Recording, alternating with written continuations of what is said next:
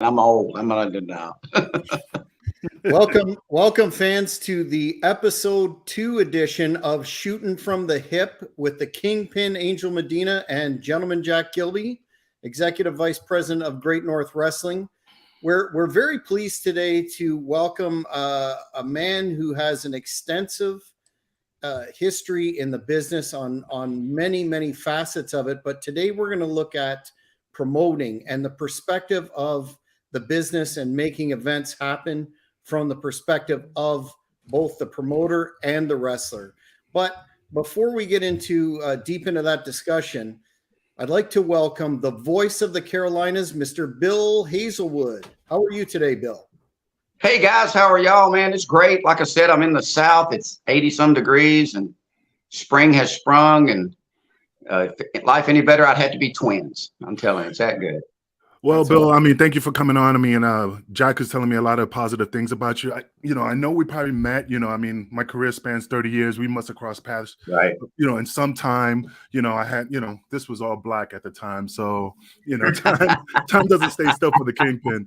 But thank you for coming on, man, because we definitely want to see your side. I learned a long time ago from Ricky Morton to go, hey, how you doing? I haven't seen you in a while. Kind of let the fan or the worker, kind of lead the way, because like you said, there's zero chance in hell that we could remember where we met if we only met once or twice. Oh, brother, it's funny when I used to go to whatever show I was, like, Angel, it's great to see you. And I go, brother, and I shake his hand, man, how you been? And I'm like, my wheels, you hear the cranks going, and I'm waiting for that one word, like, remember we were in Charlotte? And I'm like, okay, now really, and I try to put in the pieces. There you go. It's a work. Yeah, I gotta keep the work, man, because I don't want to hurt nobody's feelings. Go ahead, Jack. So Bill, before we get into some of the topics, could you enlighten the fans? I know I touched on it briefly, and you were an excellent guest on my other podcast. Shout out to the King of Connecticut for the Old School Shooters podcast, where you laid out some of your history in the business. But could you, for the new fans, get into that, please?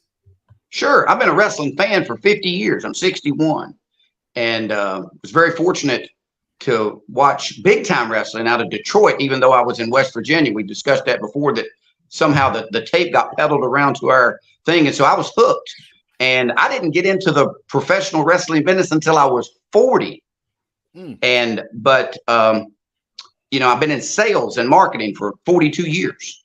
So when I got in the pro wrestling business, once the 8 minutes into the starstruckness wore off, it was kind of observe or whatever. I started out, the lucky thing that probably helped me the most was, like I said, Jerry Bragg made me his front man. I was APW president, but I really wasn't the president. It was a work, but that gave me the perspective to look at it from a promoter's side.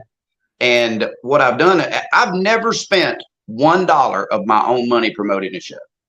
I never have. And the reason being is there's no emotion. Oh, hell, this is my tax check. Oh, shit, this is my car payment. There's never any emotion in it because it's the pro wrestling business. And that evolved from wrestling. I got real fortunate to meet up with Bobby Fulton of the Fantastics, and he was promoting Tough Man at the time and MMA.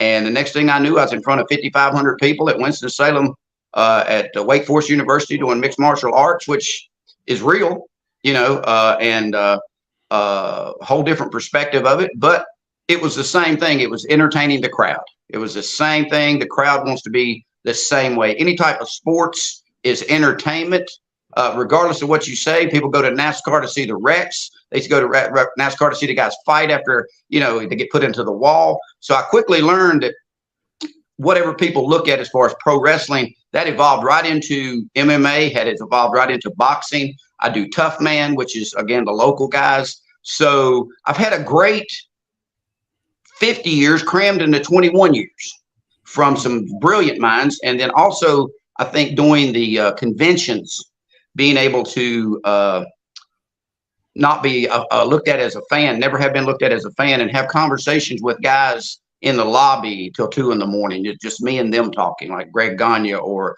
David Schultz or Jake the Snake Roberts, talking 100% off the record and picking their brains. And then just it's quite simply paying attention to what works and what doesn't. It's that simple. I mean, a lot of guys overcomplicate it. I just think And again, a lot of people take this the wrong way. There's way too many promoters in the wrestling business, and there's way too many damn wrestlers in the wrestling business.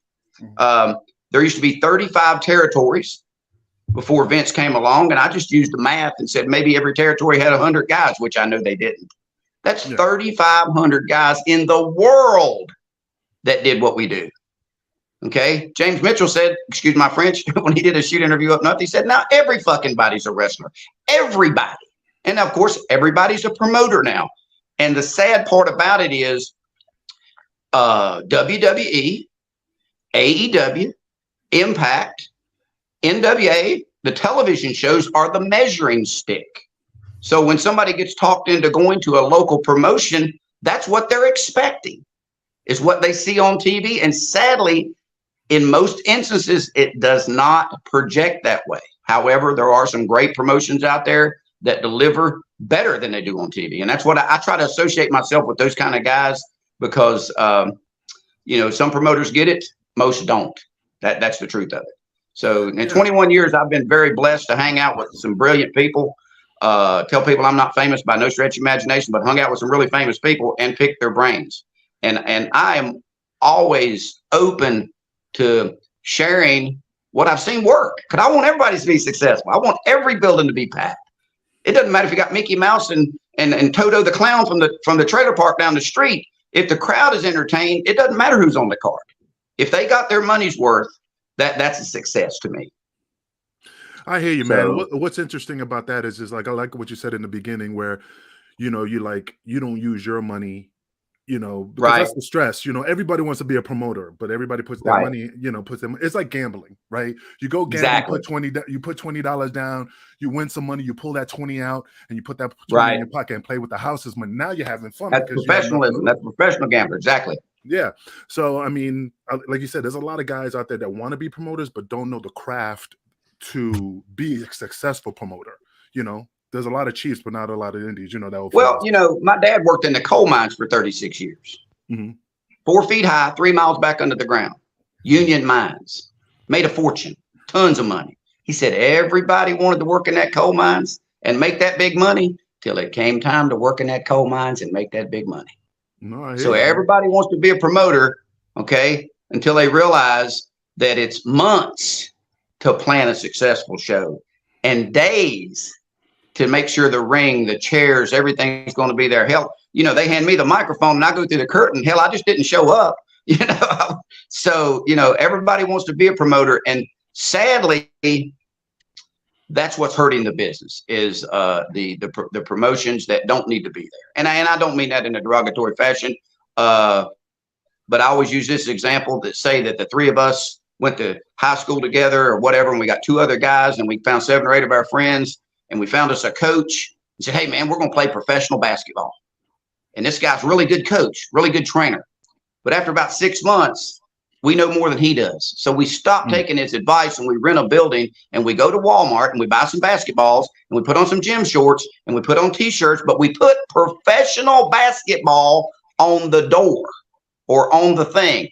In about 4 minutes, the people in the crowd are going to realize we're not professional basketball players. We're not. This shit is a lot harder than it looks. I mean, and sadly, there's trainers, great trainers out there. Don't get me wrong, phenomenal trainers. But there's guys that's been trained by somebody that's phenomenal. And in 6 months, they know more than they do. Well, hell, in a year, they're training. And then 3 months, the guy that trained for them said, shit, I learned it twice as fast as you do. So he's 4 generations deep into training. And hell, none of them know what they're doing, except the guy that you should have stayed with for 2 or 3 years. They said Vern Gagne broke in 1 guy a year. 1 guy a year. And they all turned into stars, every one of them. So, that's the sad part about the wrestling business now is TV. It's on all the time. It's on Monday. It's on Tuesday. It's on Wednesday. It's on Friday. And it's on Saturday. And then you can have them come out to your indie show on Friday, Saturday, or Sunday. They better see something different or they'll just go back to the damn TV where it's free. I hear you. Absolutely. Jackie, you want to take a lead on that?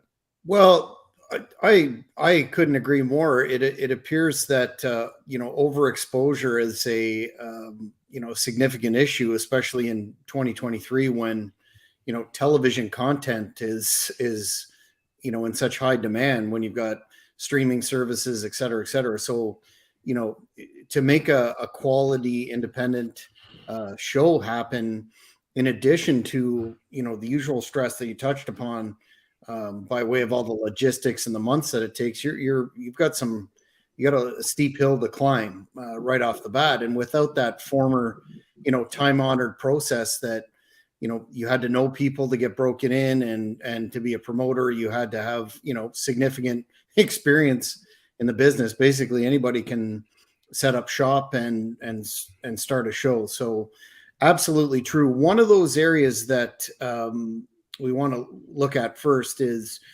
experiences from the perspective of booking talent for the show, and then talent being booked for the shows. I'm put together Great North Wrestling's 15th anniversary show on May the 6th, and I've had a relatively easy time of that. Thankfully, knock on wood. You never know till the match gets in the ring, but are there any experiences that you've had, Bill, that have been particularly frustrating? And I'm thinking in terms of you know, communication problems, evasiveness, and outright less than honest practices when dealing with people and getting commitments.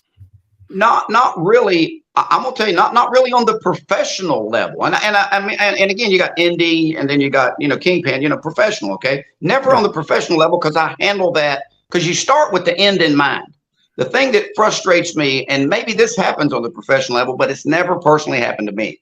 The indie guys, okay, a guy reaches out and goes, "What's your booking fee?" Okay, $50, $100. What they say that right away, which is pretty much the dumbest shit ever, which I'll get into that in a second. But they continue. Now, I've seen this a lot in the South. I don't know about this up north, because heard, you know, guys are a little more aggressive up north. There might be more ass beatings if this happens. Okay, guys will continue to look for a better booking. Okay, that's, man, I'm telling you, 21 years, I've done every role. My role now is, as far as along with co-promoting and controlling the back, is announcing and hyping the crowd. I've never, ever, when I take a booking, if it's 18 months from now and we negotiate the money, I stop looking. Now, I've had promoters reach out and tell me the show's been canceled. Now, don't get me wrong, okay? But that's the thing I found on the indie circuit is, you know, guys, A, don't know how to negotiate their fee, and B, they continue to look. I mean, that to me, that's wrong. Now, if you guys have a different perspective on that, you can clue me in, but you know, I just don't see that. That's a spur. But as far as professionalisms, I just know how to deal with people, because I've been in sales for 42 years. I know how to talk. I know how to negotiate up front. I know how to be honest, because again, I think indie guys project themselves to be more than they are. You know, if you're drawing 100 people, don't tell the damn guy that you're drawing 300 people, because, you know, and then you don't have his money at the end. You know, that's your fault. So, you know, you just have to be honest. And if your expectations are to put 100 people in a building that holds 125, you've met those expectations, but operate within those expectations. Now, if your goal is to put 1,000 people, and you've done that before and the building holds 1,000 people, that should be your expectations, and you should share that. But dealing with professionals, now the conventions are a little different. We've had a couple guys, you know, come up with excuses. Now, that was COVID related, et cetera, you know, at the conventions and stuff. But as far as the show, I just, I'll just use Kingpin as an example. Okay, pretend I've never booked you. Okay, which I haven't. You know, I would get some endorsements. You know, hey man, how easy to deal with? You know, tell me the promoters you dealt with before. You know, just ask those questions that need to be asked. And I always tell with people, there's bad people at Walmart. There's bad people in the construction business. Why wouldn't there be bad people in the wrestling business? So you have to know that. And I think that just comes with age. Again, I'm 61 years old. And, you know, you're not going to fool me but once. There's zero chance in hell you're going to get over on me twice. So yeah. I dealing with the professionals, that word, you got to find the real professionals. And there's professionals at the indie level too. So I've just never had that problem with the talent. I tell people that be honest, negotiation is expected. You know, Kingpin's going to want as much money as he can get. Okay. Yeah. And I'm certainly not going to try to pay him as least as I can, but I'm going to tell him the truth because I think this is my equation when booking a name. Okay. First of all, if you're selling out, you don't need to book nobody.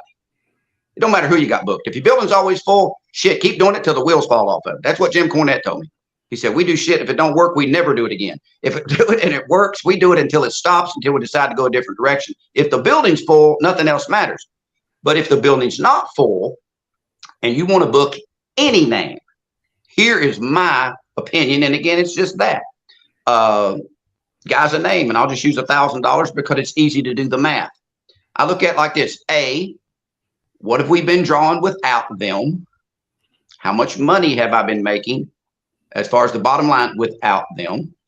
And do I think that if my tickets are $10 a piece, can he draw me 100 more people to pay for himself and at least 50 more people to pay me some money?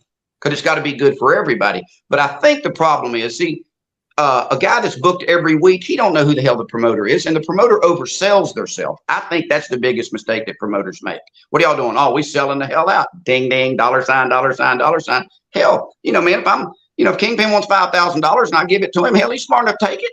Why wouldn't he? But expectations have to be controlled. And, it's just that's my equation on how I book a name. And it's always been successful. Or you have a show that's well funded, which we'll get into in a little bit with sponsorships and stuff, and you book name show. We've got one of those coming up, and we got stars booked, but we got star money. Well, let me piggyback off that. It's funny because he's bringing back a time where when in Kansas, there was a company in Hoisington, Kansas, where there's nothing going on in that town. But when wrestling came in, this arena was packed with people because there's nothing going on. So this promoter, when I first started with him in Kansas, I told him, he's like, Angel, it'd be honored to have you on my show. My budget's really tight. And I'm like, brother, I'm not here to rake you over the coals. You need to make money. I need to make money. What can you give me? Brother, if you could do it for $100, I'd be greatly appreciated. I said, brother, I'm not really, I did my career. Hey, I'm here to help. I'm here to have fun. Yeah, absolutely. So I've been working them for years. And every time he always gave me like, brother, I only can pay you this. It's fine because I was not all about the money, which is I never was. Right. So then he did he was doing big shows, hiring guys like Jerry Lynn, Hardcore Holly, and guys, he's paying more than you. Yeah, but I still didn't gripe because I know he was struggling. So I was like, so one day he did a show and he was bringing in Abyss. And he had a money guy involved with him. So all of a sudden, he's still offering me the same money, but then it came down the pipe that Abyss is he got a limo, a hotel, flight, getting paid $2,000. And I said, Dan, bro, I've been with you for 6 years. Not once have you ever said, hey, let me give you an extra 50, extra 100, Right. Oh, Angel, it's not my money. It's the guy who's running the money guy. And I'm like, bro, but if he's the money guy and I'm your boy and you know me for years, aren't you supposed to be like, hey, I got Angel. He's been with me loyal from day one. Let's just throw him an extra couple dollars, to help him out. Not help him out, but show appreciation. I freaking lost it. And I don't lose it. I'm very professional, but I'm like, for 6 years, I've been with you and you're always like, brother, here's $100. And he had a blame guy. That was structured that way. He had a blame guy. That's third party clothes, they call it. Yeah. Guy you never met or possibly just met and, never talked to. He had a blame guy. Yeah. Is what I call him. And I remember through the years that he's, I got my money, but there was times he's like, hey guys, and I've been there as an independent new guy. Sure. Hey, I know I promised you $60, but unfortunately the house was low and here's $20 and you can have all the hot dogs you can eat. Bro. Right. So when he did that to me and like bringing in Abyss, which is nothing against Abyss because like you say, if he offers him $2,000, Abyss is going to take it. The clown. It doesn't matter. Yeah. But that's when I cut the promo like, bro, you could have talked to the money guy and tell him, hey, let's give Angel $300 compared to $2,000 with Abyss is still a drop in the bucket and you're still getting a deal for me. I'm still, trying to make money too, Well, let me ask you this. Go ahead. When he brought in Abyss, do you think Abyss paid for himself based on the Bill Hazelwood formula? Did Abyss draw 200 more people? As far as I know, no. Okay. You see what I'm saying? Yeah. So and see, that's his fault 100%. I think personally, that would be the only show that he should have said, I can't pay you more, because you can do the math. You see what I'm saying? Yeah. You know, because if Abyss didn't pay for himself, because Greg Gagne, Vern Gagne's son, has came to the gathering before, and I talked to him, and Ole Anderson relayed this too. It's pretty cool. Said Vern was slick, man. Of course, Crockett was paying more because he couldn't get Ole and them to come up there. But what Vern did, okay, pretend we'll use your formula. It's $100. Okay, I'm just using that again as math. Vern had a good house. He would slide a guy 140, and the guy go, damn, Vern really appreciates me, man. He's paying me 40, but Ole quickly figured out that was still $60 less than Crockett was paying. Yeah. But it was all perception. Okay. So again, that's going back to that promoter not having a clue, you know, as far as he had a money man. Okay. And in my opinion, I mean, he ran for years and he probably was successful, but you know, you probably ran with him a lot longer than I'd run with him. You know, I try to negotiate that up front. I'm not afraid to tell anybody when I go in as an announcer, for example, what I make on a show and why. But I have this conversation. How many people are you drawing? Because if you were going to book me, okay, first place I do is I'd say, hey, where are you running? I do the math right away. I Google it, man. Up there and back's 450 miles. My damn diesel Mercedes passes everything but a gas station. Okay, and diesel is $4 a gallon running. So that's $60 in gas. Okay, so I'm $60 in the hole just to drive up there. Yeah. Okay. Now, how long have you been running? Oh, we've been running good. Okay. Well, how many people are you drawing? Okay. Well, do you have an announcer now? Yeah, but he's not very good. Well, you're probably not paying him very good. That's why he's not very good. And he's probably not very reliable. So you have to interview these people. And I say, look, I will come with what we negotiate, but I'm smart enough to know if the crowd gets bigger and you and I don't have the money discussion, I won't be there long.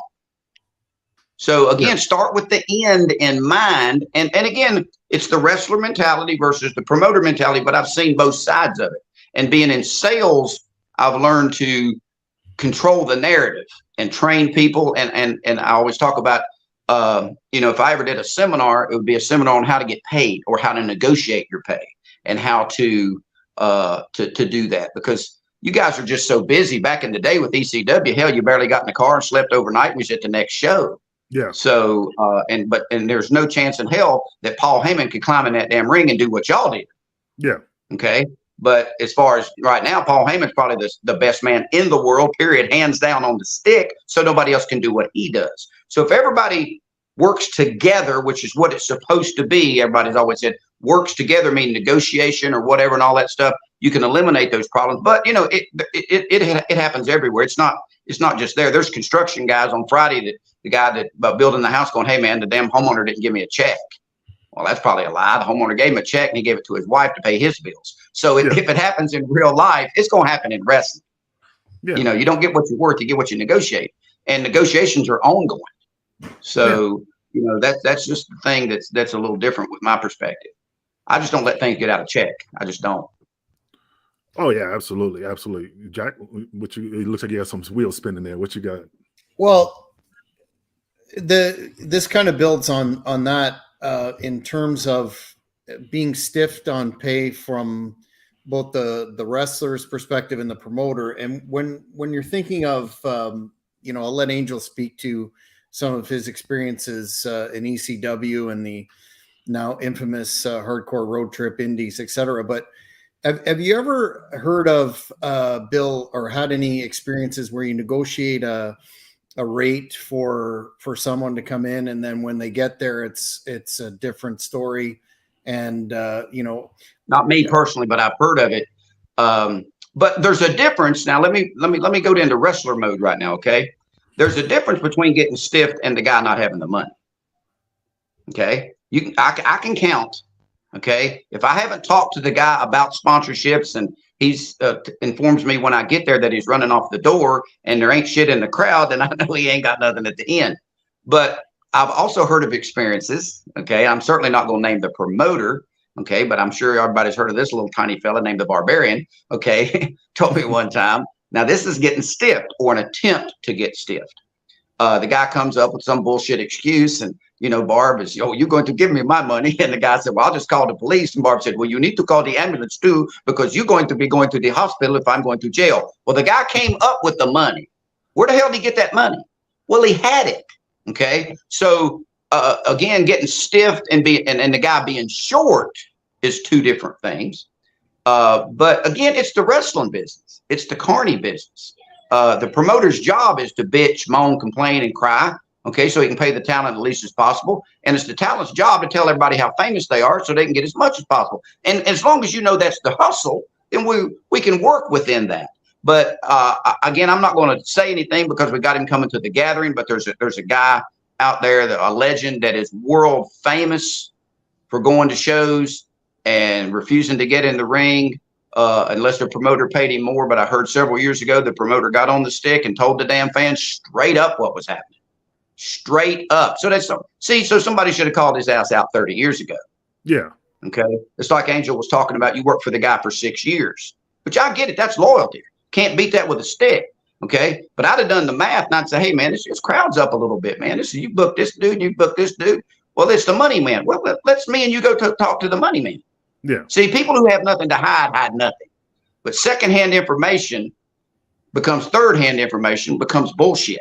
Okay, you see what I'm saying? So either the guy had a money man, he was telling you the truth, okay, and he was giving you secondhand information, or he wasn't talking to the money man about you. He was taking you for granted, which that's the worst place to be in a relationship, in a marriage, in dating, is taken for granted. You were being taken for granted. Yeah. Okay. And it's funny about the money guy. Just to go off that, it's funny because I always heard stories like for example, say, hey, well, let's meet the money guy, and then oh well, no, he doesn't want to deal with the talent, because sometimes I've never been experienced too, but the promoter be like let's say you offered me 400, but he told the promoter 800, and he pockets right. Of course, he's working you. Hell, it's a work business. Yeah. You're either being worked or you're getting worked. That's it. That's what it is. That's in life. Yeah, and then of course, well, we can't talk to him because he doesn't know the business. So you just talk to me because you don't want to go. Well, he knows the damn spreadsheet. Yeah, Well, we're not going to talk to him about wrestling. We're going to talk to him about economics. Yeah. Okay. So I mean, and again, I've seen this a lot. Okay, from wrestlers, because over the years, okay, you said you had a 30-year career. You didn't have enough time, man. They told you where to be, what hotel to check into, where the arena was, get there 2 hours before, talk over your shit, make sure you didn't die in the ring, get in the car, get some sleep, get some food, repeat. Yeah. Shit, you got all kind of shit on your plate, man. It's overflowing. So the economics of it, and again, I'm not saying anything about Paul, but I've heard this, again, the most brilliant mind in the business, when ECW, he was owing guys money, right? Yeah. At the end? Okay, so national brand, ECW, he's owing guys money. Why would it be any different when you get down to the lower brand? Just because you're working for less, the guy's got less money to owe you, but it's the same principle. So if it happened up here, it's certainly going to happen down here. I tell people this, expect the worst. That way, when the shit happens, you're not surprised. Yeah. So, you just have to talk to people and communicate. And that's what people joke. They used to call me Ronald Reagan. I was a great communicator. And I could talk to anybody. I talked to the president of the United States. And a lot of guys are afraid of talent, not physically, but they're intimidated. Okay. I tell people, I think negotiation is expected. Okay. If Angel and I were talking money and he told me a price, I'd say, man, that's a little out of my budget. And here's what I think. We've been drawing about 300. Okay. So I'm not going to expect any more. I'm not going to put no pressure on you. Okay. Now, if you can get the 500 you're wanting, by all means, go ahead and do that. However, if you can give me a month and you haven't gotten anything, you give me a month's notice. Here's what I can offer you. And it's not going to be an insult either. You see what I'm saying? Yeah. And then, how you normally do your gimmicks. You just got to ask people, because there's promoters out there now that I've stole information from. If a guy wants a big fee, which is fine. I know a promoter that puts a man at the table. The talent don't get shit. Okay. Until he gets his initial investment back. Okay. There's lots of guys out there doing that now. And then you negotiate. Well, you'll get all the gimmick money after that. That way you technically paid for yourself, or we'll split the gimmick money 70-30, 50-50. It's all negotiation. Life is a negotiation. You don't think Vince doesn't just throw them damn contract letters like crazy, does he? He negotiates those contracts. You know, it's funny. Tony Khan's only one throwing mad money around now. So, Yeah. And I hope he gives me the call, and I'll damn sure go down there. Yeah. I remember one time a promoter, and again, he didn't do that to me, but I was just like, this is bullshit. Where some of the indie guys used to sell their gimmicks, T-shirts, pictures, anything. But they did what now? They sold their gimmicks, their T-shirts, their everything, And then the promoter was like, well, I get 10% of that because I'm giving you permission to sell at my show. And I'm like, wait a minute, did he pay for those pictures? Did he pay for the T-shirts? Why is he getting 10%? But the new guys was paying him 10% of the profit. Or did you negotiate that in advance?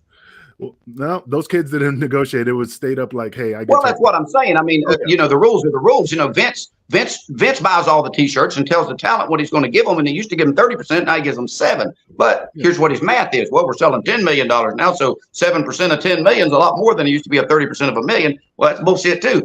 So, but again, talk about everything that's ever happened to you in your mind in advance. And then there's no gray area.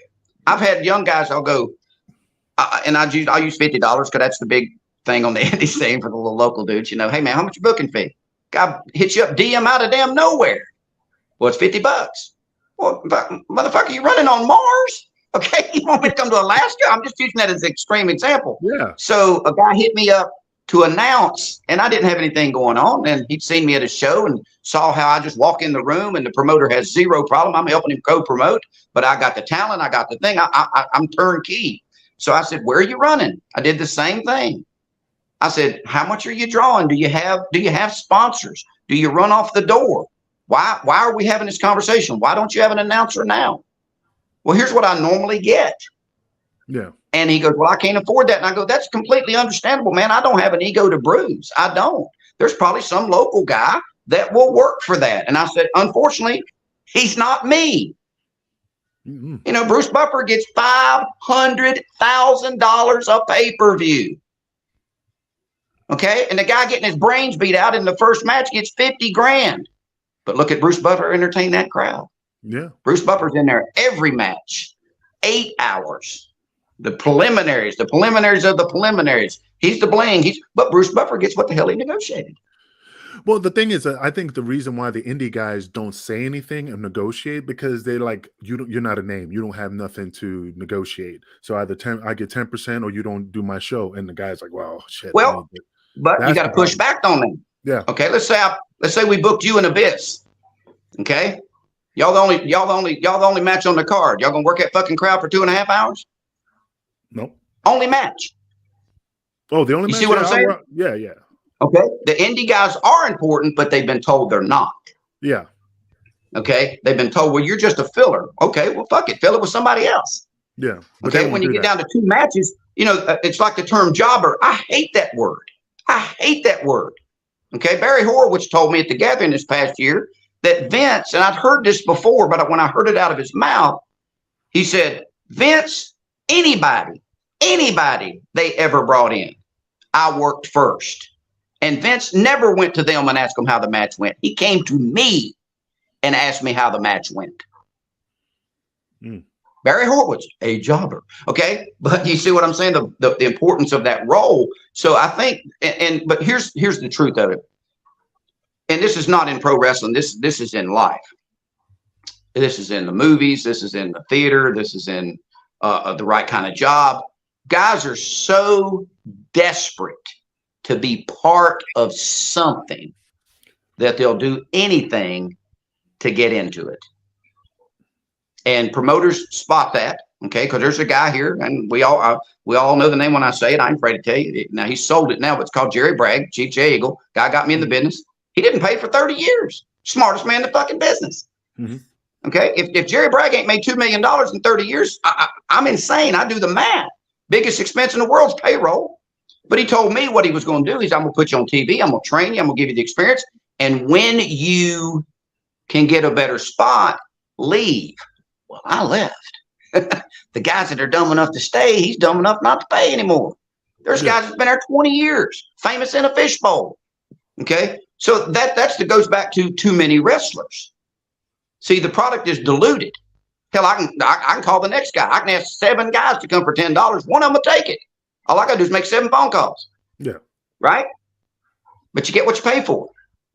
So, you know, I'm just, hell, I don't know. Nobody's ever beat my ass, so that's cool. I'm a live character, not a dead hero. But I'm just real outspoken. And I'll say anything to any damn body as long as it's the truth. Yeah. You see what I'm saying? So, I mean, you know, and I've seen it all. I have. But I've been very fortunate to work with guys, the money guys and things like that take my advice and get on the page with me. And I help co-promote it and hype it. And then I announce it and control it.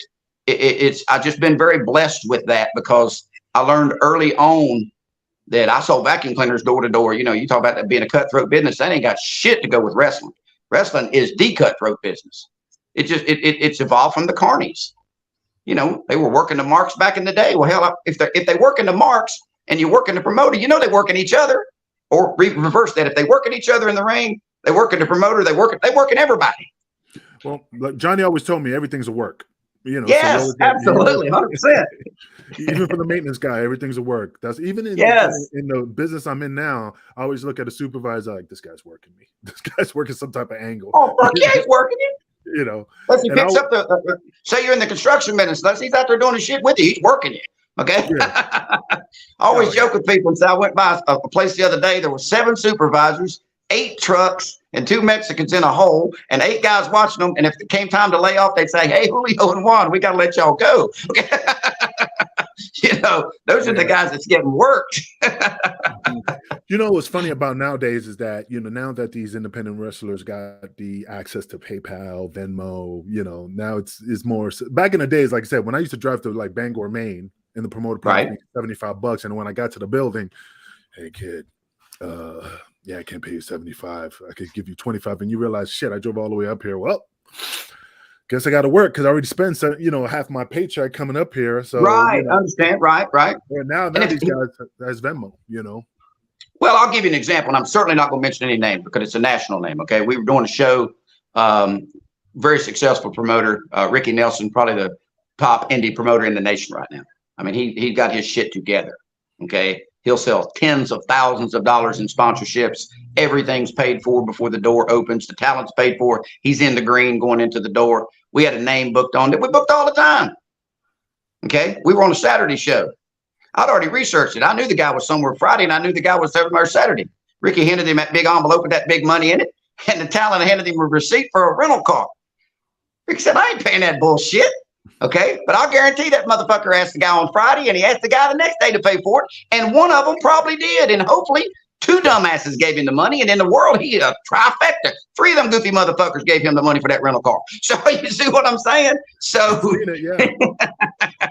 you know, he came in the building in work mode, brother. He was working a promoter right out the door. So, you know, it is what it is, and you're right. It's young guys, but it's your real job. If a guy's 19 or 20 years old, he don't know good shit from apple butter. Yeah, you know, it's the same. Why would you expect any difference in the wrestling business? And except in the wrestling business, they're convinced they know it because they watched it since they were kids, and they got WWE 2023 on a video game. So, you know, it's funny. I seen that firsthand in regards to like, and I don't want to throw no names, but yeah, wrestlers going up to the promoter and coming back, and I'm like, "How the hell did you get that paid?" And he goes, "I just worked." Well, I asked him. And I asked him, and I'm like, "God damn, you're a genius." God gets the most women. Ask the most women. That is true. My daddy told me that when I was 18 years old. He said, "This sales business is almost like getting laid." He said, "The guy that gets laid the most gets asked the most to get laid." It's the same principle. That is true. Jack, what's your opinion, man? I mean, what's on your mind? Well, in terms of other shady business practices, you know, you're discussing how it's a work. I know, and I won't mention any names, but in the history of Great North Wrestling, we had some outright no-shows in which, you know, deposits were lost, plane tickets were lost, or my favorite is when they get to the building and it's some names that, again, I won't name, they decide that, well, I'm not going to wrestle tonight. And I'll make an appearance, but I'm not going to wrestle tonight, or I'll go out and I'll cut a promo. And that's probably one of the best ways to kill the town, in addition to just the straight no-show. So I think you're right that you have to take precautions whenever possible, but there's always that intangible in this business that you can prepare till the cows come home and not necessarily be able to avoid. What's your thoughts on that? Oh, you're never going to never be 100% straight across. Never. You either had it personally happen to you, you've heard of someone, and if you've heard of someone and you dumb enough to book them, that's on you. You know what I'm saying? It just is what it is. But if you pay a talent a deposit and a plane ticket, and he shows up, and he don't want to wrestle, you go, okay, that's cool. No big thing. You let him go out. You let him do his promo. You do all that shit. When it comes to the back, you go, hey, man, you did half the work. I'm keeping the other half of the money. Fuck you. I mean, that's just one of two things going to happen. He either going to whip your ass or you're going to give him a ass whipping, or both of you going to go to jail. I mean, you got to stand up. I mean, he stood up to you. I mean, if you've paid him half the money, okay, I ain't giving him the other half because fuck, he may not do nothing. I give him the other half when he comes to the door. He might leave. Okay, so that's fine. You go out and do your shit. You do whatever, and you make your appearance and all that stuff, and we'll see the crowd reaction. Blah, blah, blah, blah, blah. I'll cover for you. Tell them, you pulled a toenail or some shit, whatever. But when it comes down to getting paid, you ain't getting paid. Well, I'll whip your ass. Well, then that's fine, because you're going to use this money as bail money. Or I'm a live coward, not no fucking dead hero. Your big ass ain't whipping my old ass. Ain't going to happen. Yeah. I'm going to run, and I'm going to encourage you to chase me towards my gun. Okay? I'm just outspoken as hell. I just am, because here's what they said. They come in the door and said, fuck you. Well, at the end, I'm going to say the same thing. Why wouldn't I? Yeah. It's funny, man. And that's the truth. Because there was like some promoters, you'd be like, it's like a Western, you look at that clock knowing that the show's about to end, like when it was about to hit a high noon, and you're supposed to meet in the middle of town to draw, because we used to like follow that promoter around. Make sure you keep eyesight on him like a ship in the ocean, man. Just making sure you see him, make sure he's there. They used to say the original Sheik about once every 8 or 9 months would run back, and this was in the 70s, okay? Would run back with his shirt and shit pulled out and his hair all messed up, and he done punched himself 3 or 4 times. The damn boys, they jumped him at the ticket office and took our shit. Said the next week he's driving a new Cadillac. It's funny. Paul Heyman told us. So this ain't nothing new. This has been happening for 100 years. Oh yeah, Paul Heyman one time told us when we were in Canada that FedEx lost the payroll. Well, FedEx is insured. But he worked this. He was like, "Hey man, the money was coming, well, of but course FedEx lost the payroll." And I was like, after. Let me ask you something, Angel. And again, I'm not, because I am a huge, enormous fan of Paul Heyman. Mm-hmm. Bobby the Brain Heenan set the bar so high nobody will ever surpass it. Could I tell people this? Bobby Heenan managed everybody, and I don't remember none of them. I remember Bobby Heenan. Yeah. Okay. A lot of people talk about Jim Cornette. Jim Cornette's my third, okay, because Jim Cornette only managed, I think, the Heavenly Bodies and the Midnight Express. Paul Heyman, brother, right now, and that's 40 years of experience, man, best there is, period, on the mic. But I've heard from some big names. How far out of control did it get? How much? Not saying about how much money, but how long did he go not paying guys? Because I heard at the end it was a long time. I'm just trying to get that timeline. I'm gonna say like 6 months. Really? Six so months. You guys showed up.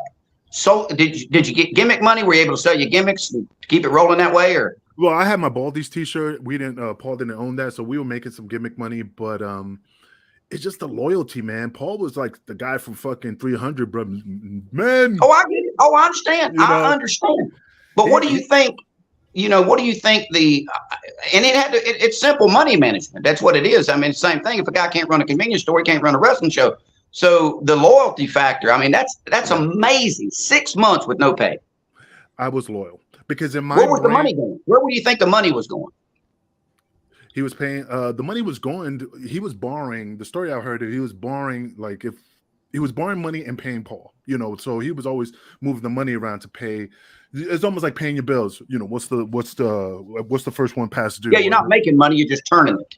Yeah. So basically, he was paying the light, knowing that he could keep the gas on, and then when he realized the gas is going to be turned off, he just postponed paying the light company. You know, he was just moving money around because he was losing a lot of money.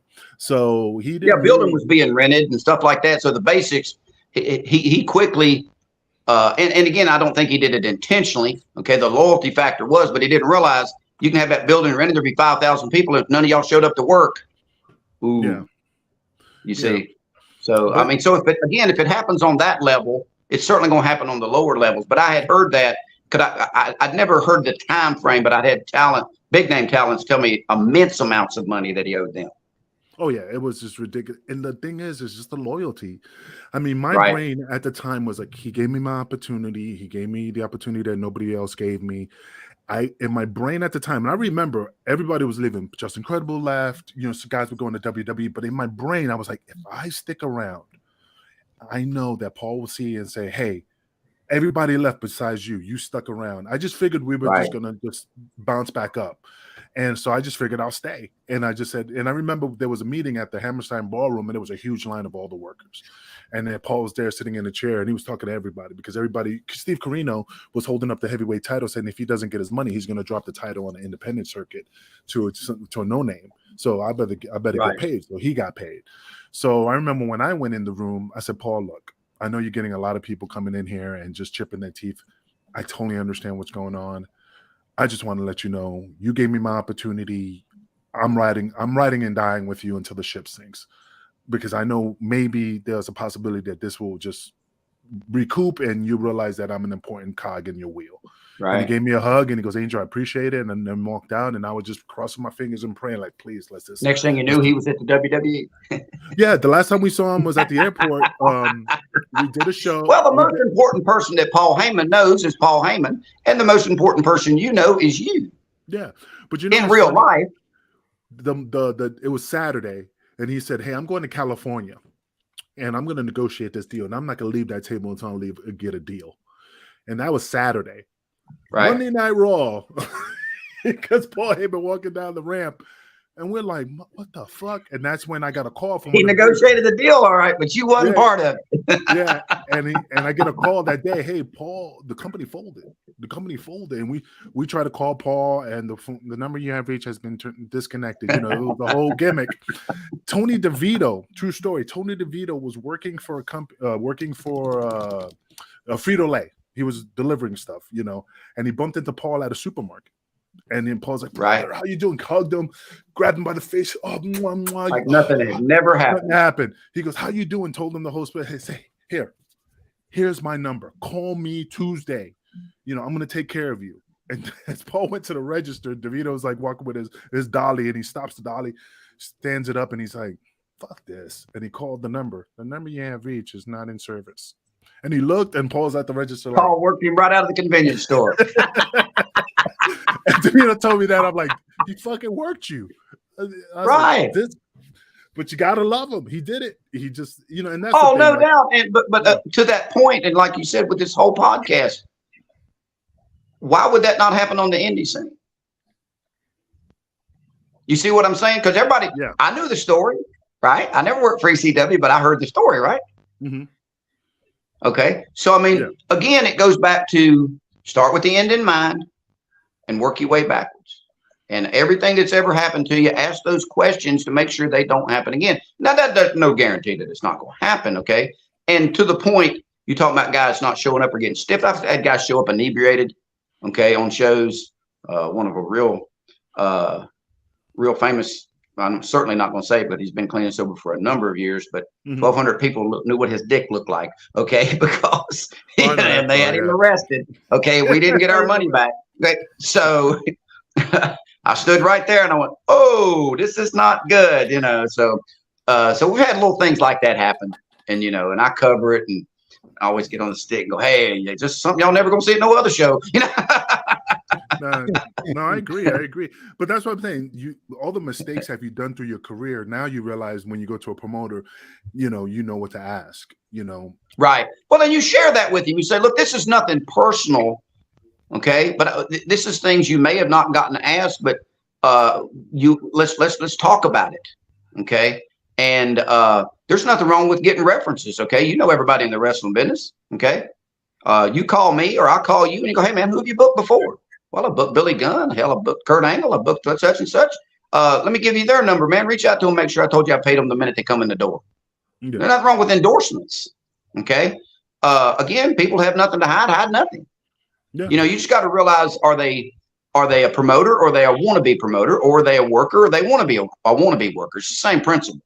You know, my big thing is I was on a show, and this is long before I was co-promoting, and this kid said something other than some shit he saw on Monday night, and I went over and I said, man, are you fucking out of your mind? If you attempt to do some shit in that ring that you saw on TV and this guy's never took and you've never gave, I'm gonna beat your ass. And I think I can. Okay. So, I mean, you know, it's just stupidity on, and again, that's not in the wrestling, but that's stupidity in life. Yeah. You know, it's like in the damn kids, a Tide Pod challenge and dumb shit. You know, if a kid eat a Tide Pod on TV, what the fuck will he do in front of a wrestling crowd? You know, maybe he's the Tide Pod kid. Maybe we booked him, you know, same shit. So again, it's just a back and forth kind of thing. I've been very blessed to learn that very quickly. I tell people that, I was starstruck really for about 6 months, you know, because Jerry Bragg brought in some big names. Because Jerry Bragg discovered one man gang. He worked on Jerry's roofing crew. He took him to Angelo Papa, told him he had a kid that was 7 feet tall, 19 years old, could throw a third of a square of shingles from the ground to the second floor. He took him up there and never come back. Jay Eagle trained R-Truth. Okay. He knew Bobby Eaton. He knew all these guys. But once I watched Jay negotiate with these guys, okay, because they tried to work him. Yeah. Okay. They're workers. Okay. Yeah. Same principle. You kind of look and learn what works, what doesn't work, what you've seen happen, what's that, all this other stuff. And if you take that out of it, and like I said, never using any of my own money, okay, if you take that out of it, there's no emotion. It's the wrestling business. It's a business. I'm going to ask you some business questions, and I expect business answers, and then you and I may or may not do business together. And that's a smart way to do it. Yeah, that's a smart way to do it. You know, but a lot of promoters don't think that. You know, and well, again, that's the promoters that don't need to be in the business. That is correct. You know, and that's why I pick and choose what I do. Like, I really, I do wrestle, but I really don't want. I mean, I'm not saying I don't want it. It's just I don't need it anymore. So when I do shows, I'm really more going to see my friends, have a good time, get good food, and of course, hey, the money is the best part, you know. But I pick and choose, and sometimes I even do with promoters like, hey, Angel, how much you charge? I really don't want to go to Bangalore, Maine. Give me $1,000, a Subway sandwich, and I gotta have a fucking Escalade when I get off the airport. And the guy's like, sold, you got it. God damn it. I really wanted him to say no because I'd have to go. Right. All right. Price yourself out of the business. I've tried that before too. My father told me that before he passed. I said, I've been in the business 21 years. I've been trying to get out of it for 20. You know, he said, just go up on your prices. And I went up on my price and I went, okay. You know, what the hell? Damn it. You know, you're like, fuck, you know. Damn. Should have asked sooner. But it's, you know, I tell people this, common sense ain't all that common. And you know, we're all showing the little, you know, mine ain't colored, your ain't colored, his ain't colored. With age comes knowledge, and certainly hopefully becomes wisdom, you know, and when I was 21 or 22 years old, man, you couldn't tell me shit. There ain't no way. I was 5 times more cockier than I am now. So now kids got Google, they got all this shit on the internet, they watch all these videos. You ain't telling them shit. You're not. Goes in one ear and out the other, you know. You know, so I mean, that's just the way it is. But you know, the more you approach wrestling as a business and as real life, you know, and know that the work doesn't start when you get through the ropes. The work starts when you make the phone call. They're working you, you know. But let's work together. So. No, I agree. That's 100%. I agree. It's just, you know, it's just weird how times change, and when you look at it from I can't say it from the top of the mountain, you know what I mean? But when you look down, because you had to work your way up to the top of the mountain to struggle, to fight and crawl. And then when you get up there and you look at all that bullshit you went through, and you realize it helped me it made you smarter because you had to go through all that crap. Right. But now you're like, what year did you get into business? Oh my God, dude. I'm 51, started when I was 17. Wow. 17 years old. I mean, I was there when Mondo Clean, late 8. No, yeah. Yeah, right. 80. Yeah, I was 7. It's 89. because it's 60 hours. Well, back then, and look at then, when there were a lot less promoters and a lot less wrestlers compared to now. See, I think the thing now is, with it being a lot more wrestlers, that the promoter looks like, okay, well, shit, I can make 7 phone calls and one dumbass will bite on it. Well, the wrestlers think the same thing. There's a local guy down here, and I'm certainly not going to mention him, but was a great little indie promoter, made exceptional money at his real job. Mm-hmm. I mean, mid 6 figures every year. Okay. And in the last 10 years, spent almost $1 million on indie shows. Things changed, come out from under the ether, whatever. I talked to him the other day. Been 9 months. I said, hey, man, how many people from the wrestling business has called you and asked you how you doing? I said, before you answer, let me guess. I'm the first one. They just went on to the next motherfucker. They just went on to the next mark. Okay. Ted Turner went out of business. They went to Vince. Okay. They left Vince. Vince cut them. They went to Tony Khan. Just what it is. Tony just happens to have a shitload of money. Okay. But the amount of money that Tony is paying these guys, okay, he dumb enough to give them. They smart enough to take it. I take it too. Okay. Their top dude, and I ain't gonna mention no names because everybody can Google it, making $6 million a year. He's wrestled 100 times in the last 4 years. Common fucking knowledge. That's $250,000 a match, man. And you know how he worked Tony into saying that? Well, Brock's getting $500,000. I'm at least half as good as he is. Yeah. No, he ain't. Because if you was, you'd still be at Vince's. That's just the truth of the business. People go, oh, you shouldn't say that. Well, tell me what part was wrong and tell me what part wasn't true, and I'll apologize. No, I agree, man. It's just the way of the business. It's just, right. Well, Bill, we got to get Jack to shut up so we can talk more. I get that a lot. Yeah, we quickly run through our hour, but Bill, I wanted to get you to talk about the upcoming huge events, the gathering, and where the fans can find all that information, because it looks absolutely. Let me get it pulled up here on my second phone. It's August the 3rd through the 6th. It's in Charlotte, North Carolina, at the Hilton University place. It's been there for years. This is our 4th year with it being called The Gathering. It was ran as the Mid-Atlantic Fan Fest for years, okay? And just going down now, we have a real unique situation. I tell people this is really not a convention. It's a 4-day party, okay? And I'll explain that. On Thursday nights, the fans come in. We've got a block of rooms. The Hilton's always sold out, so we put them up right there at the Hilton. Everything's done right there. They've got that beautiful ballroom downstairs where we do the matches on Saturday night. They've got the big separate room where we can put the vendors, and then we got another room where we can put our super guests. So we got a real unique business model, and we have what's called a super ticket, which is sold out, by the way, unfortunately. I think it's $299 or whatever it is. We have 24 guests that we bring in, okay? 8 of them on Friday, 8 of them on Saturday, and 8 of them on Sunday. And the super fan tickets holders are guaranteed 2 autographs to meet those guys, get a picture, all that stuff. There's no hope. Hell, I hope I go there and the line ain't too long. It doesn't matter if it's 4 or 5 hours, man. We keep them in there until they get it. Okay. So they get that. They get the admission to the venue every day. They get to see the matches. And they get to eat Saturday night as we have we give out awards and stuff for legends and things like that. Right now, one of our top super ticket guests is Kurt Angle. Okay. A vendor is bringing in Jerry the King Lawler, and I've heard Jerry has recovered from his stroke, so there's no chance in hell he's not going to be there because Jerry's the man. Jim Ross is going to be there. That's a vendor guest. That's coming in on Friday. Kevin Nash, we're going to have him. Diamond Dallas Page. Y'all might have heard of some of these guys. I don't know. Another super ticket guest is Jerry Briscoe. And then Greg Gagne is a super ticket. Jumping Jim Brunzell, B. Brian Blair. Abdullah the Butcher is a vendor guest. The Nasty Boys are going to be there.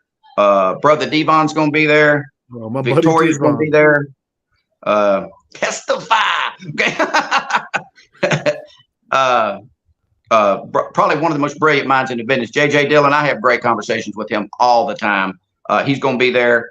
And we let out the names as we go along. It's still 5 months out, so we don't put out, all 24 of the guests and all that stuff and stuff. But it's not your typical convention. I'm on the stick 8 hours a day, telling people where to go, what to do, how to get pictures, where a vendor's bringing people in, all that stuff. So I've noticed I've been to a lot of conventions and you walk around and you don't hear anything. Okay, guys are sitting at tables, and I tell people hope is not a strategy. Set up a table and hope somebody buys something from you. People do what you tell them to do. That's sales 101. Stand up, sit down, go over here. This is no line waiting over here. So we have a VIP area, and we bring in the talent, and then the wrestling card is off the chart on Saturday nights. I mean, last year we had Nick Aldis work. I can't remember who it was, but we kept it on the lowdown. We brought in some ECW guys, and we brought in the Sandman on Saturday night, and nobody knew he was there, and the fucking place blew up. CW Anderson told me that was the longest rest spot he'd ever done. It took 12 minutes because Sandman gave everybody in the fucking crowd some beer. Oh, yeah. Me and CW was laying there with, I can't remember who else it was, but he said, damn, man, this is how long it's been. I said, 12 minutes. They're just laying in there. And she said, man, this is a cool rest spot. So it's a party. Okay. Yeah. It is a convention. Don't get me wrong. But it's nothing like these other things where they just set up tables and and do whatever, and everybody does what they do. Don't get me wrong, but it's wide open. It's 4 different complete days. Barbecue on Thursday night to get to eat with the wrestlers at the barbecue. Friday they've got the vendors room and the VIP room, and then we got another thing we do is we have a professional photographer, not just selfies available, but we've got a guy set up in a private room, and it's an 8x10 of you and the talent signs it. Okay. Yeah. So, unfortunately, selfies to me are a dime a dozen. Used to be the Polaroids was the big thing. So we do that. So, and Martin Diamato's the guy, he's out of New York. Okay. T-Mark Promotions. I'm his hype guy and help him co-promote it or whatever, but he's the man. I mean, I'm not promoting his show. I've just been part of it for so long, but that's the next biggest thing coming up. And I think it's more bang for the buck. There's probably 1,000, 1,200 fans. Not huge. It's not huge, but they're all right there. And, the talent hangs out at the bar, and it's up close and personal like you can't believe. That's awesome, man. That looks like it's going to be a hell of a show. It's funny. I know we're going a little bit over, but I wanted to tell you a CW story. When I first started in ECW, Sid Vicious was doing an angle with Just Incredible and Sabu, and they wanted me be security because I didn't have a gimmick at the time for ECW. Right. So I tell CW, like, hey, man, yeah, I'm going to go out there and I'm going to try to stop Sid Vicious, and he's going to choke slam me out the ring. He goes, we'll watch. Man, him and Steve Carino was sitting in the stands betting money if I was going to die being choke slammed out the ring. So Sid choke slams me back. I've heard Sid was a little stiff, Sid grabs me, instead of picking me up and slamming me sideways, he slammed me backwards. So I went head first, went through the table head first, and caught like a massive hematoma. And Steve Carino, when I went to the back, so he didn't give you a chance to post and get up or nothing. No, he just shit canned me out the ring, and I went head first. My shoulders hit the apron, my head hit the table. Damn. I went through. So I went back, and I'm going through the locker room with this huge hematoma. And CW, you all right, brother? He goes, yeah. He goes, here, Steve. Here's your whatever, $5 because Angel lived. I said, we thought you were gonna die. So they really did bet. Oh, they bet. You can ask them the story. I'm like, you cocksuckers. I love it. See, that's stuff that you can't buy. Those are stories that make it all okay. It's like I always tell people, all it takes is one good shot in a round of golfer to get you come back. Yeah. All it takes is 1 or 2 good shots when you're shooting on a pool table and you go, oh man, did you see that bank shot? You'll tell people about that bank shot forever. This is true story. 21 years. I can count on one hand the number of pictures I've taken with talent. Of course, never paid for a picture, but the pictures I've taken with talent. And the reason being is the memories are worth more to me. Okay. I always joke with people. I got a picture last year with Bret Hart. I waited till the very end, and I sat down beside him and I said, hey man, take the picture. I'm the mic guy. I deserve this. He said, sure. And I asked him, I said, you gonna be in Tennessee tomorrow? And he said, no. Are you? I said, no, I'm here. So we just started talking like normal people. Okay. So I always joke and say Bret Hart took 250 pictures that day. Not a chance in hell he remembered the other 249 people, but I bet he remembered me because I didn't talk to him about wrestling. That's what it's all about, man. It's the memories, and I've announced everybody, man. I've worked with everybody. Ric Flair. We had the original Four Horsemen at the gathering, which was the Mid Atlantic Fan Fest back in the day. Sold $110,000 worth of pictures for them four guys. Sat in the room and watched Ole Anderson bitch, moan, complain, cuss, every fucking thing until 2 a.m. because Greg Price made him sign every fucking one of them pictures. Yeah, but you know what's funny? I never bitch. I am appreciative that they even promoted consider. Well, it's Ole Anderson though. You know, all he did was bitch. He bitched when he was on top. I never bitch. I never caused problems. I never had a drug issue. I mean, I'm not gonna lie to you. The only thing I had a problem at the time was women. I was just like, man.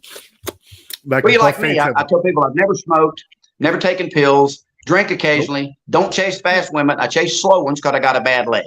Okay. So.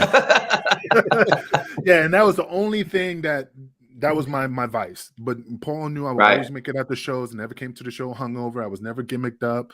I said yes sir, no sir. You know, he asked my opinion when he goes, hey, what do you think you want to do? I gave him my opinion. If he said it was good, if it was bad, I nodded my head, no problem, boss, and kept pushing forward. So that's why I was always used. And Johnny Rise, my trainer, always said you want to be known as a reliable worker, and I've always been known as reliable.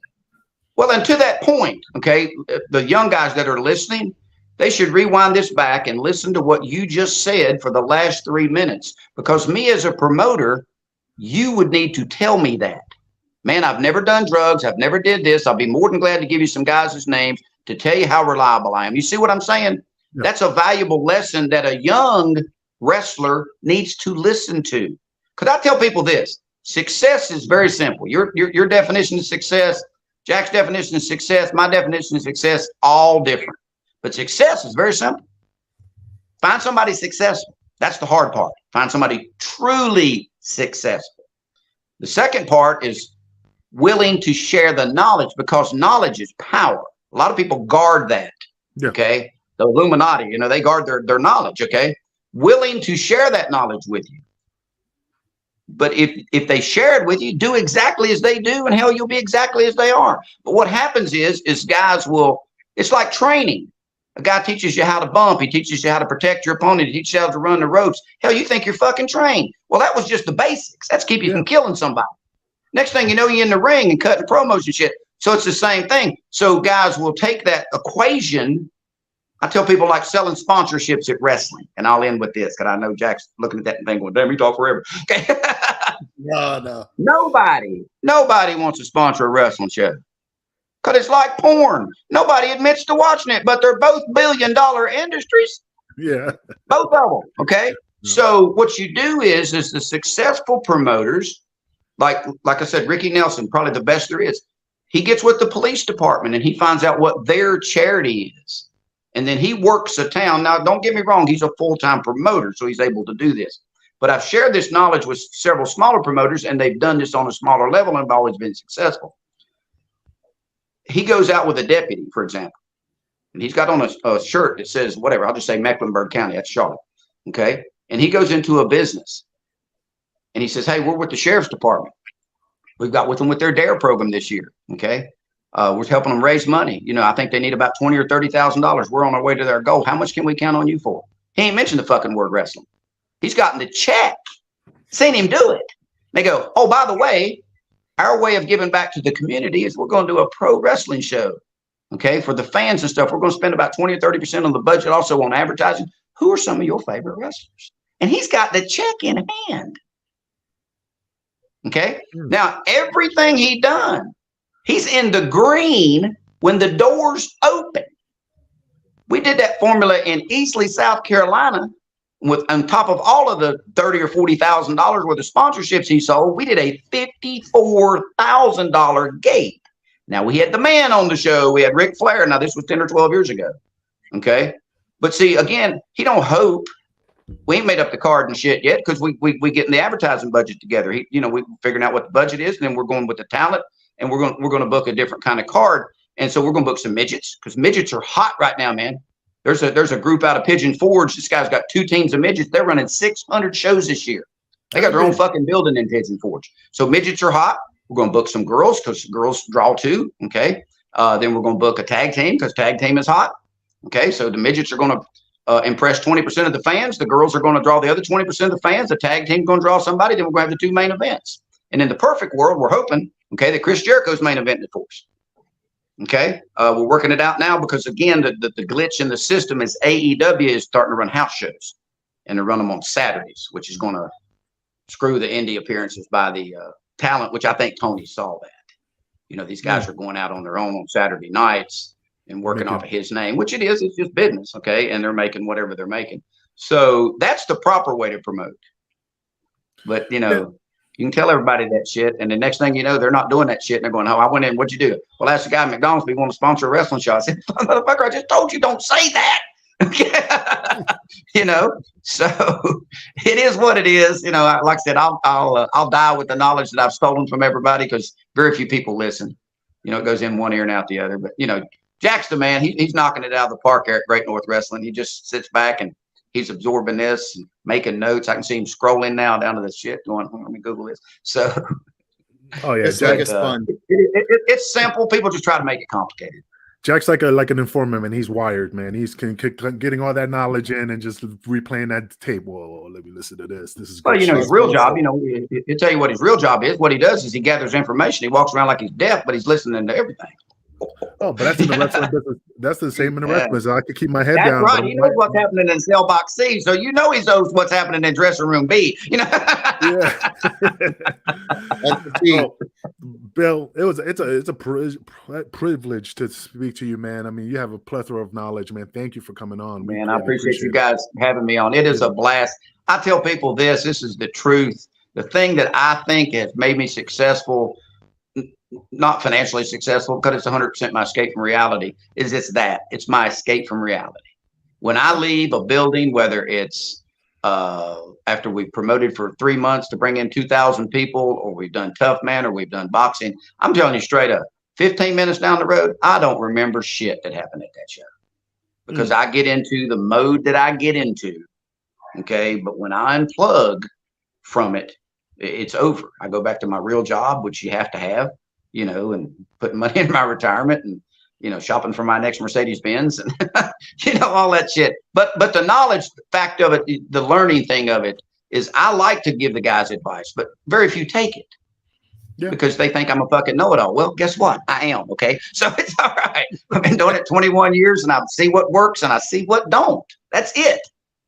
No, I agree. Period. I agree. So, well, Bill, I hope I can see you down the road. You guys have been a blast. I mean, I could talk with you for days. I mean, it's just, you know, it's just the level of professionalism that Jack and Kingpin, you know, what you've done today, man, it's great. I mean, maybe we can book you somewhere. Where do you live? Well, I live in Wichita, Kansas. Oh, I never would have guessed you lived in the cornfields. I left New York City. It was too expensive, man. I don't know. How's that northern accent working for you down there? It's doing all right. A lot of people don't know I'm from New York until I say water quarter. You know, but yeah. How's the indie wrestling scene in Kansas? Is it hot? It's hot, but it's just, I mean, like I said, it's just some promoters just like it. I just get disgusted sometimes. Is it diluted? Are there a ton of wrestlers and a bunch of promoters that don't need to be there? Yep, that's correct. Okay. Well, I was thinking because, you know, everybody's told me, and you know, Jack and I have discussed this before. Billy Gunn told me the same thing. Wrestling up north is nothing like wrestling down south. As far as the way, you know, I mean, the same show, you know, what I'm saying is and Steve Paradis, who does big time, when he goes up north, he books different than he books down here because he recognizes his fan base. So, you know, if you could do that, like you said, in Kansas, you realize what's going on, or you find a town there ain't shit to do.